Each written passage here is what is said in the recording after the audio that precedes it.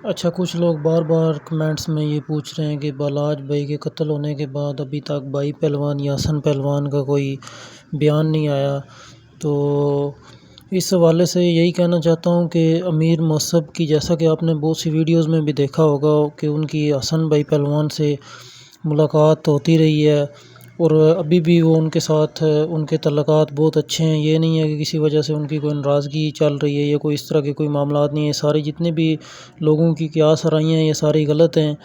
تو باقی رہ گئی خاموشی کی بات، تو یہ بات آپ لوگ بھول جائیں کہ کوئی کسی قسم کی کوئی خاموشی ہے یا وہ لوگ بالاج کو بھول گئے ہیں، ایسی کوئی بات نہیں ہے۔ جہاں تک خاموشی کی بات ہے تو بس اتنا ہی کہوں گا کہ کچھ وقت کی خاموشی ہے، پھر شور آئے گا، تمہارا وقت آیا ہے، انشاءاللہ ہمارا دور آئے گا۔ تو کوئی بات نہیں، مشکلات یہ ساری زندگی کا حصہ ہیں، یہ حالات واقعات بندے کے ساتھ بن جاتے ہیں، کوئی نہیں۔ باقی ٹرکاں والا خاندان آپ کو پتہ ہے، پہلے بھی انہوں نے قانون کے اوپر جتنا اعتبار کیا ہے اتنا کسی اور نے نہیں کیا ہوگا۔ تو انشاءاللہ باقی جیسا معاملات وقت کے ساتھ ساتھ اچھے بھی آتے ہیں برے بھی آتے ہیں، اگر برے معاملات ہیں تو انشاءاللہ اچھے بھی ہو جائیں گے، ٹینشن والی کوئی بات نہیں ہے۔ باقی سب بھائی اپنا اپنا خیال رکھیں، اللہ حافظ۔